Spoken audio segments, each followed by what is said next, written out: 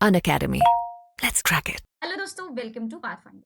मैं Richa Pandey. I hope you all are doing very well. बढ़ते हैं आगे और डिस्कस कर लेते हैं आज के अपने स्पेशल टॉपिक को। जल्दी आप देखोगे कि हम 75th रिपब्लिक डे सेलिब्रेट करने जा रहे हैं, जिसमें कि आप देखोगे कि हर साल हमारी जो कंट्री है ये दूसरी कंट्री के हेड ऑफ द स्टेट को इनवाइट करती है एज अ चीफ गेस्ट के तौर पे, जो कि इस हमारे बहुत ही महत्वपूर्ण जो ये ओकेजन होता है इसको और भी ज्यादा स्पेशल और इंस्पायरिंग ये बना देते हैं। इस 75th जो हमारे रिपब्लिक डे में आप देखोगे फ्रांस के जो प्रेसिडेंट है इमैनुअल मैक्रोन, उनको बुलाया जा रहा है एज अ चीफ गेस्ट के तौर पे। इससे पहले दोस्तों बातचीत ये हुई थी, डिसाइड ये किया गया था कि यूएसए के जो प्रेसिडेंट है जो बाइडेन, उनको बुलाया जाएगा, बट किसी वजह से वो नहीं आ पाए। इस वजह से आप देखोगे कि फ्रांस के जो प्रेसिडेंट है उनको इस 75th रिपब्लिक डे को और भी बेहतरीन बनाने के लिए, और भी ज्यादा उत्साहपूर्वक बनाने के लिए इनको इन्वाइट किया गया है। आज की इस वीडियो में दोस्तों हम बात करेंगे जो हमारे सबसे पहले चीफ गेस्ट बुलाए गए थे वो किस कंट्री के थे, और वो सबसे पहले जो चीफ गेस्ट थे उनका क्या नाम था। और इसी के साथ हम जानेंगे चीफ गेस्ट ये कैसे डिसाइड किया जाता है, इसके पीछे कुछ तो रीजन होता होगा कि चीफ गेस्ट को हमें इनवाइट करना है, कैसे वो करते हैं, इसके बारे में भी हम करेंगे चर्चा। तो चलिए वीडियो को बढ़ाते हैं आगे। तो वीडियो को देखिए दोस्तों अंत तक, जिसमें कि हम ये जानेंगे कि हमारे सबसे पहले जो चीफ गेस्ट थे इंडिया ने इनवाइट किया था उनको, वो कौन थे। तो ये बहुत ही ज्यादा इंटरेस्टिंग टॉपिक होने वाला है। चलिए बढ़ते हैं आगे। ये जानने से पहले दोस्तों कि इंडिया के सबसे पहले चीफ गेस्ट कौन थे जिनको कि रिपब्लिक डे पे इनवाइट किया गया था, आइए ये जान लेते हैं कि कैसे डिसाइड किया जाता है एक चीफ गेस्ट को इनवाइट करने के लिए। तो जो रिपब्लिक डे का सेलिब्रेशन होता है, आप सबको पता है कि हमारे लिए कितना ज़्यादा इम्पोर्टेंट होता है, और ये जो सेलिब्रेशन होता है, ये इस दिन हम काफ़ी हर्ष उल्लास के साथ इस दिन को सेलिब्रेट करते हैं। ये जो ओकेज़न है आप देखोगे कि हम सब के लिए कितना स्पेशल ओकेज़न के तौर पे देखा जाता है। इस वजह से दोस्तों आप देखोगे कि जब चीफ गेस्ट की डिसीजन की बात आती है तो उसमें बहुत ही क्रिटिकल थिंकिंग के साथ और बहुत ही सोच विचार करके ही हम ये डिसाइड करते हैं कि किसे हमें अपना चीफ गेस्ट चुनना है रिपब्लिक डे के दिन। तो आप देखोगे कि इसको देखा जाता है मोर देन अ सेरेमोनियल अकॉर्ड। ये जो डिसीजन होता है बहुत ही इंपॉर्टेंट होता है, जिसमें कि आप देखोगे कि ये एक क्रूशियल रोल प्ले करता है दोनों ही कंट्रीज के बीच में। ये जो रिलेशन है, ये जो संबंध है, उसमें आप देखोगे कि उनको मजबूती प्रदान करता है, और दोनों ही कंट्रीज को आगे बढ़ाने के लिए, उनके रिलेशनशिप को और भी मजबूत बनाने के लिए, आगे बढ़ाने के लिए, ये देखोगे कि बहुत ही इंपॉर्टेंट रोल प्ले करता है। इस वजह से दोस्तों आप देखोगे कि ये जो डिसीजन होता है काफी ज्यादा इंपॉर्टेंट होता है और काफी ज्यादा सोच विचार करके लिया जाता है। ये जो सिलेक्शन होता है कि कैसे हम अपने चीफ गेस्ट को इनवाइट करें, अपने कंट्री में कौन से कंट्री के जो हेड ऑफ द स्टेट होंगे उनको इनवाइट करें, उसमें काफ़ी ज़्यादा केयरफुल कंसिडरेशन के तौर पे हम इस डिसीजन को लेते हैं। दैट मीन्स कि काफ़ी ज़्यादा सोच समझ के जो हम ये डिसाइड करते हैं कि हमें इस कंट्री के हेड ऑफ द स्टेट को चीफ गेस्ट के तौर पे इनवाइट करना है रिपब्लिक डे के दिन। आप देखोगे कि उस कंट्री के स्ट्रेटेजिक, आप देखोगे कि दोनों ही कंट्रीज के स्ट्रेटेजिक, इकोनॉमिक, पॉलिटिकल इंटरेस्ट को देखते हुए हम ये डिसीजन लेते हैं। सिलेक्शन जो प्रोसेस होता है कि हम इस कंट्री के चीफ गेस्ट को इनवाइट करेंगे, ये 6 महीने पहले से ही स्टार्ट हो जाता है। डिसाइड जो इस पे बातचीत होती है, चर्चा होती है कि किस कंट्री के चीफ गेस्ट को हमें इनवाइट करना है, तो 26 जो जनवरी होता है उसके 6 महीने पहले से ही ये डिसाइड होने लगता है। नेचर ऑफ रिलेशनशिप जो है इंडिया और जो इनवाइटेड कंट्री है उसके बीच में, ये भी देखा जाता है कि दोनों कंट्रीज का कैसा है नेचर, उस पे भी ये डिसाइड, मतलब आप देखोगे कि कई सारे अलग-अलग फैक्टर्स हैं हम देखते हैं, और उसको देखने के बाद ही ये डिसाइड करते हैं कि कौन हमारा चीफ गेस्ट होने वाला है। Political, commercial, military, economic interest जो है काफ़ी ज़्यादा इम्पोर्टेंट रोल वो प्ले करते हैं। इस डिसीजन मेकिंग प्रोसेस के तौर पे आप देखोगे कि काफ़ी ज़्यादा इम्पोर्टेंट रोल ये सारे फैक्टर्स भी प्ले करते हैं। तो आपको समझ में आ गया होगा कि कैसे हम डिसाइड करते हैं एक चीफ गेस्ट को। चलिए बढ़ते हैं आगे और अब जान लेते हैं कि हमारे सबसे पहले चीफ गेस्ट कौन थे जिनको कि रिपब्लिक डे पे इनवाइट किया गया था। सबसे पहले जो हमारे चीफ गेस्ट जिनको कि इनवाइट किया गया था रिपब्लिक डे के दिन, आप देखोगे उनका नाम है इंडोनेशिया के सुकार्नो।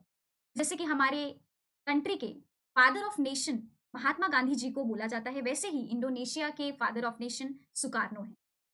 दोस्तों इनका जन्म 6 जून 1901 में इंडोनेशिया में हुआ था, जिनके कि पिताजी एक छोटे से स्कूल के टीचर थे, और ये अपने पेरेंट्स के इकलौते पुत्र थे। इंडोनेशिया के ये स्टेट्समैन के तौर पे जाने जाते हैं, ओरेटर, रिवॉल्यूशनरी और नेशनलिस्ट के तौर पे आप इनकी आइडेंटिटी देखोगे। इन्होंने सर्व किया है इंडोनेशिया के फर्स्ट प्रेसिडेंट के डेजिग्नेशन पे, जिसमें कि आप देखोगे 1945 से लेकर के 1967 तक ये इंडोनेशिया के प्रेसिडेंट रहे थे। इन्होंने दोस्तों इंडोनेशिया को इंडिपेंडेंस दिलाने के लिए, इंडोनेशिया को स्वतंत्र बनाने के लिए उसमें इन्होंने फाइट किया था। जैसे कि महात्मा गांधी ने हमारे भारत को, हमारे इंडिया को स्वतंत्रता दिलाने के लिए उन्होंने लड़ा था, वैसे ही इन्होंने भी इंडोनेशिया को डच कोलोनियलिज्म से छुटकारा दिलाया था और उसके खिलाफ इन्होंने फाइट किया था। ये बहुत ही पॉपुलर रिवॉल्यूशनरी लीडर थे इंडोनेशिया के, जिसमें कि आप देखोगे कि इंडोनेशियाज़ नेशनलिस्ट मूवमेंट में इन्होंने लीड किया था। डच डिटेंशन में करीब से करीब आप देखोगे कि ओवर अ डेकेड ये रहे हैं, जिसमें कि 2 साल आप देखोगे डच जेल में ये रह चुके हैं और 8 साल, 2 साल डच के जेल में और 8 साल आप देखोगे कि ये एक्साइल में भी रहे हैं। तो ओवर अ डेकेड आप देखोगे कि ये डचेस के डिटेंशन के अंदर थे। जापानीज़ ने भी इन्वेड किया था इंडोनेशिया को और इन्होंने वर्ल्ड वॉर 2 में इनको रिलीज़ कर दिया था और इनको एज़ अ चीफ एडवाइज़र के तौर पे रखा था, जिससे कि ये कनेक्ट करे जो वहाँ के लेबरर्स थे, ठीक है? जो वहाँ के एम्प्लॉइज़ थे, जो भी वहाँ पे वर्कर्स थे, उनके साथ कनेक्ट करे, उनके साथ बातचीत करे। तो इस वज़ह से आप देखोगे कि उन्होंने इनको अपना चीफ एडवाइज़र के तौर पे रखा हुआ था। इनकी मृत्यु दोस्तों 21 जून 1970 में हो गई थी। तो चलिए बढ़ते हैं आगे और इनके बारे में कुछ और इंटरेस्टिंग फैक्ट्स जानते हैं। तो आगे बढ़ने से पहले दोस्तों, यहाँ पे मैं आप सबको बता दूँ कि हमारे जो एक्सक्लूसिव कंटेंट हम आपके लिए प्रिपेयर करते हैं, अब आप उनको ईज़िली एक्सेस कर पाओगे। हमारा जो स्पेशल कोड होता है RP10 का कोड यूज़ करिए और आप एक्सेस कर सकते हो। इसी के साथ 35% का फ्लैट ऑफ भी आपको यहाँ पे दिया जा रहा है। प्रयागराज के ऑफलाइन सेंटर में दोस्तों हमारी एडमिशन्स जो हैं वो स्टार्ट हो चुकी हैं ऑलरेडी। बैचेज़ जो हैं 23rd ऑफ जनवरी से स्टार्ट हो जाएँगी। जीएस फाउंडेशन का जो प्रोग्राम है 25-26 का ये है। यहाँ पे अलग-अलग कोर्सेज़ आपको दिखाए जा रहे हैं, तो इन कोर्सेज़ में जल्द से जल्द अपने आप को एनरोल करवा लें। नंबर दिया गया है, इस नंबर पे कॉल भी कर सकते हैं, कोई भी क्वेरी अगर कोर्सेज़ के रिगार्डिंग हो तो। काउंसलिंग फॉर्म आप सबके लिए हमारे जो डिस्क्रिप्शन बॉक्स है, उसमें एक लिंक दी होगी, जिसमें कि आप काउंसलिंग फॉर्म को भरते हो दोस्तों, तो आपको कई सारे बेनिफिट्स जो हैं, वो मिल जाएँगे। बेनिफिट्स क्या-क्या होंगे, तो आपको मैं वीडियो के एंड में बताऊँगी। अगर काउंसलिंग फॉर्म में आपको एडुकेटर का कोड पूछता है, तो RP10 को ज़रूर से ज़रूर यूज़ करें। है। मुखर्जी नगर के ऑफलाइन सेंटर में भी न्यू दिल्ली में एडमिशन्स हमारी स्टार्ट हो चुकी हैं। फ्लैट 35% का ऑफ आपको इन कोर्सेज़ पे दिया जा रहा है। कोर्सेज़ को वीडियो पॉज़ करके अच्छे से देख लें। 29 जनवरी से वहाँ पे क्लासेस हो रही हैं स्टार्ट। इसी के साथ RP10 कोड को यूज़ करोगे तो फ्लैट 35% का ऑफ मिल जाएगा आपको इन कोर्सेज़ पे। ऑफर ये जो है वैलिड है 24 जनवरी तक ही। जल्द से जल्द खुद को एनरोल करवा लीजिए। काउंसलिंग फॉर्म को भी जल्द से जल्द भर दीजिए, नंबर दिया गया है, इस नंबर पे कॉल भी कर सकते हैं। वैसे ही करोल बाग में भी ये जो कोर्सेज़ आपको दिख रहे हैं, आपको इस पे फ्लैट 35% का ऑफ दिया जा रहा है। वहाँ पे बैचेज़ जो हैं स्टार्ट होने वाली हैं 27 जनवरी से। नंबर दिया गया है, इस नंबर पे कॉल भी कर सकते हैं। Offer same 24th of January तक ही वैलिड है। RP10 का कोड इस्तेमाल करें, काउंसलिंग फॉर्म में भी भर सकते हैं आप इसको और अगर आपको ये फ्लैट 35% का ऑफ चाहिए तो उसमें उसको भी आप यूज़ कर सकते हैं। चलिए अब वापस से हम अपने टॉपिक पे चलते हैं। तो आप देखोगे कि जब रिपब्लिक डे का सेलिब्रेशन किया जाता है दिल्ली में, तो फॉर द फर्स्ट टाइम 26 जनवरी 1950 में आप देखोगे कि सुकार्नो जो है, इंडोनेशिया के जो प्रेसिडेंट उस समय थे, इनको इंडिया की तरफ से इनवाइट किया गया था हमारे रिपब्लिक डे के सेलिब्रेशन में। तो जो फॉर्मर प्रेसिडेंट रह चुके हैं इंडोनेशिया के, उनको इनवाइट किया गया था, जो कि एक रिवॉल्यूशनरी लीडर थे, जिन्होंने लड़ाई लड़ी थी against the Dutch colonialism of Indonesia. जबकि आप देखोगे कि जैसे ब्रिटिशर्स की यहाँ पे कॉलोनी थी, वैसे ही डच की कॉलोनी इंडोनेशिया में थी, तो उन्होंने उनके खिलाफ लड़ाई लड़ी थी और उसके बाद इंडोनेशिया इंडोनेशिया को इन्होंने इंडिपेंडेंस दिलाया था। जापान ने दोस्तों सरेंडर कर दिया था खुद को at the end of the world war 2। तो जैसे ही वर्ल्ड वॉर 2 खत्म हुआ, वैसे ही जापान ने इंडोनेशिया को छोड़ दिया, ठीक है? उन्होंने सरेंडर कर दिया कि अब हम नहीं यहाँ पे रहेंगे। फिर आप देखोगे कि सुकार्नो और मोहम्मद हाथा 17 अगस्त 1945 में इन्होंने डिक्लेयर कर दिया था फिर इंडोनेशिया के इंडिपेंडेंस को। इसी के साथ आप देखोगे कि फिर जो ये सुकार्नो है, इनको इंडोनेशिया का पहला प्रेसिडेंट बनाया गया।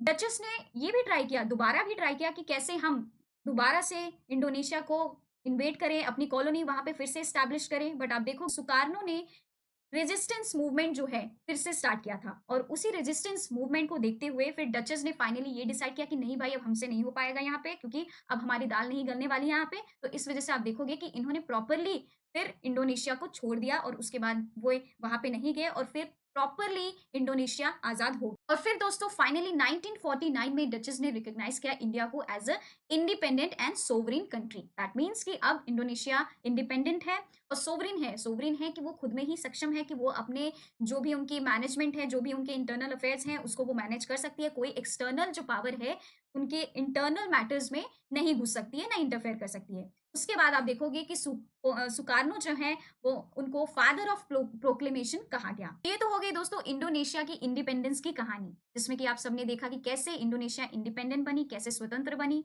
और इसी के साथ हमारे फर्स्ट एवर चीफ गेस्ट जो कि इंडोनेशिया के फर्स्ट प्रेसिडेंट, जिनको कि इंडिया की तरफ से रिपब्लिक डे के दिन इन्वाइट किया गया था। अब आइए जान लेते हैं कि इंडिया ने किन किन कंट्रीज को इन्वाइट किया था रिपब्लिक डे पे, या फिर क्रोनोलॉजिकली भी देखेंगे दोस्तों कि इंडिया ने कब कब किस किस कंट्रीज को इनवाइट किया है। और 2022 लास्ट, जबकि आप देखोगे कोविड का दौरान था, तो उस पीरियड में क्या इंडिया ने इनवाइट किया था, नहीं, इसके बारे में आइए जान लेते हैं। तो कई सारी कंट्रीज जो कि ईस्टर्न ब्लॉक से कनेक्टेड थी, नॉन अलाइन मूवमेंट से कनेक्टेड थी, तो उनको 1950s और 1970s में विजिट करने के लिए इंडिया ने इन्वाइट किया था। दो ऐसे इंस्टेंसेस हैं 1968 के और 1974 के, जिसमें कि आप देखोगे कि इंडिया ने एट ए टाइम दो कंट्रीज को सेम रिपब्लिक डे पे इनवाइट किया था। 2021 और 2022 में आप देखोगे कि इंडिया ने किसी भी कंट्री को इनवाइट नहीं किया था रिपब्लिक डे के दौरान एज अ चीफ गेस्ट। क्यों? क्योंकि उस समय कोविड-19 का पीरियड था, पैंडेमिक चल रहा था, इस वजह से आप देखोगे कि 26 जनवरी में किसी भी कंट्री के पर्सन को एज अ चीफ गेस्ट के तौर पे इनवाइट नहीं किया गया था। तो आई होप कि आपको ये जो वीडियो है इन्फॉर्मेटिव लगी होगी और इंटरेस्टिंग भी लगी होगी, और आपको कुछ नॉलेज इस वीडियो से ज़रूर मिला होगा। आज के लिए बस इतना ही। अब मैं आप सबको हमारे जो क्रैश कोर्स लेकर के आए जा रहे हैं करोल बाग के ऑफलाइन सेंटर में, उसके बारे में बता देती हूँ। सीसैट का क्रैश कोर्स दोस्तों, यहाँ पे आपको एड्रेस दिख रहा होगा करोल बाग का। तो यहाँ पे स्टार्ट होने वाली है 29 जनवरी से सीसैट का क्रैश कोर्स करोल बाग के ऑफलाइन सेंटर में स्टार्ट हो रही है, जिसका की कोर्स फी 20,000। प्रीलिम्स का क्रैश कोर्स आप देखोगे जनवरी 22 से स्टार्ट हो रहा है, जिसका की कोर्स फी 25,000 है। उसको जल्द से जल्द एनरोल करवा लीजिए। बेनिफिट्स अब मैं आप सबको बता दूं कि कौन-कौन से बेनिफिट्स मिलेंगे जब आप हमारे ऑफलाइन सेंटर आते हैं। तो free demo classes, offline current affairs की classes, one on one mentorship, educator doubt solving session और फ्री मैगजीन, लाइब्रेरी, वाईफाई की फैसिलिटी आपको हमारे अनअकैडमी के ऑफलाइन सेंटर्स पे मिलेंगी। तो खुद को जल्द से जल्द एनरोल करवा लें हमारे ऑफलाइन सेंटर्स में। आज के लिए बस इतना ही, मिलते हैं हम अपने अगली वीडियो में। Till then bye bye, take care and have a good day. Video अच्छी लगी हो तो वीडियो को जरूर से जरूर लाइक करें, बहुत अच्छी लगी तो शेयर भी कर सकते हैं, अपने कमेंट ओपिनियन भी आप हमारे साथ शेयर कर सकते हैं। आज के लिए बस इतना ही। Bye, take care.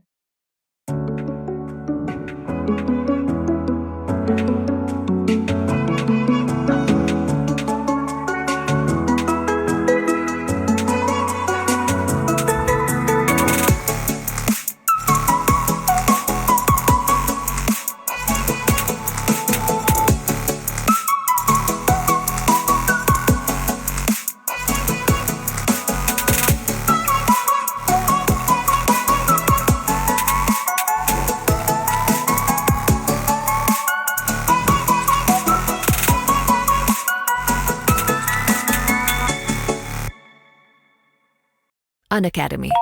Let's crack it.